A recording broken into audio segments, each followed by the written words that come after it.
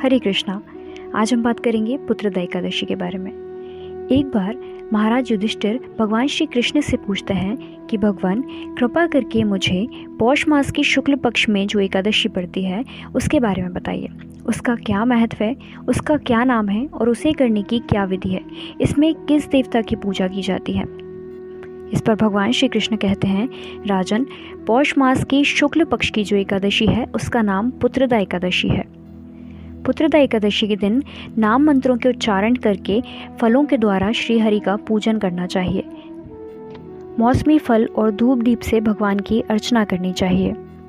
इस दिन विशेष रूप से दीपदान करके रात को जागरण करना चाहिए। चराचर जगत सहित समस्त त्रिलोकी में इससे बढ़कर दूसरी कोई तिथि नहीं है। समस्त कामनाओं तथा सिद्धियों के दाता भगवान नारायण इस तिथि के अधिदेवता हैं।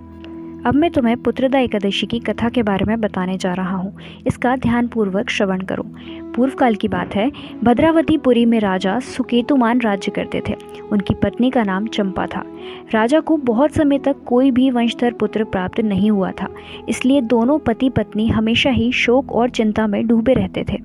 राजा के बाद उनके पितरों का तर्पण कौन करेगा, ये सोच सोचकर उनके पितर भी दुखी रहते थे।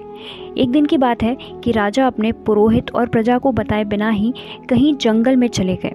मृग और पक्षियों से सेवित उस सघन कानन में राजा भ्रमण करने लगे। मार्ग में कहीं सियार की बोली सुनाई पड़ती थी तो कहीं उल्लुओं की। जहाँ तहाँ भालू और मृग दृष्टिगोचर हो रहे थे। इस प्रकार घूम घूम कर राजा वन की शोभा देख रहे थे। इतने में दोपहर हो गई। राजा को भूख और प्यास सताने लगी। वे जल की खोज में इधर उधर भटकने लगे। किसी पुण्य के प्रभाव से उन्हें एक उत्तम सरोवर दिखाई दिया, जिसके समीप मुनियों के बहुत से आश्रम थे। शोभाशाली नरेश ने उन आश्रमों की ओर देखा।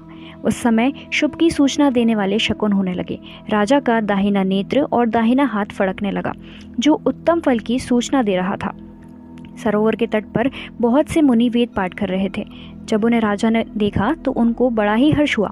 वे घोड़े से उतरकर मुनियों के सामने खड़े हो गए और पृथक पृथक उन सब की वंदना करने लगे। वे मुनि उत्तम व्रत का पालन करने वाले थे।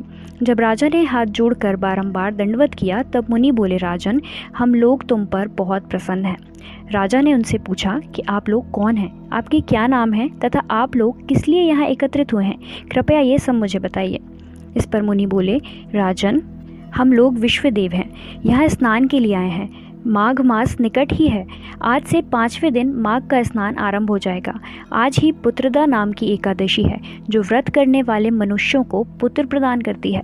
राजा ने कहा, विश्वदेवगण, यदि आप लोग मुझ पर प्रसन्न हैं तो मुझे आशीर्वाद के रूप में पुत्र प्रदान कीजिए। मुनि बोले, राजन, आज पुत्रदा नाम की एकादशी है। इसका व्रत बहुत ही विख्यात है। तुम आज इस उत्तम व्रत का पालन करो। महाराज, भगवान केशव के प्रसाद से तुम्हें पुत्र अवश्य ही प्राप्त होगा।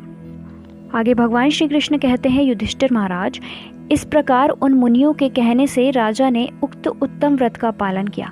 महर्षियों के उपदेश के अनुसार विधि पूर्वक पुत्रदा एकादशी का अनुष्ठान किया और फिर द्वादशी को पारण करके मुनियों के चरणों में बारंबार मस्तक झुकाकर राजा अपने घर चले आए। उसके बाद रानी ने गर्भ धारण किया। प्रसव काल आने पर पुण्यकर्मा राजा को तेजस्वी पुत्र प्राप्त हुआ, जिसने अपने गुणों से पिता को संतुष्ट कर दिया और वह प्रजा का पालक हुआ। इसलिए राजन, पुत्रदा का उत्तम व्रत अवश्य करना चाहिए। मैंने मनुष्यों के हित के लिए तुम्हारे सामने इसका वर्णन किया है। जो मनुष्य एकाग्रचित होकर पुत्रदा एकादशी का व्रत करते हैं, वे इस लोक में पुत्र को पाकर मृत्यु के समय वैकुंठ को प्राप्त होते हैं। इस महात्म्य को पढ़ने और सुनने से अग्निष्टोम यज्ञ का फल मिलता है। एकादशी के दिन हमें ज़्यादा से ज़्यादा हरि नाम करना चाहिए, हरि कथा श्रवण करनी चाहिए, हरि भक्तों का संग करना चाहिए। ऐसा करने से हम शीघ्र अतिशीघ्र ही श्री हरि की कृपा को आकर्षित कर सकते हैं। आप सभी भक्तों को पुत्रदा एकादशी की हार्दिक शुभकामनाएं। हरे कृष्णा।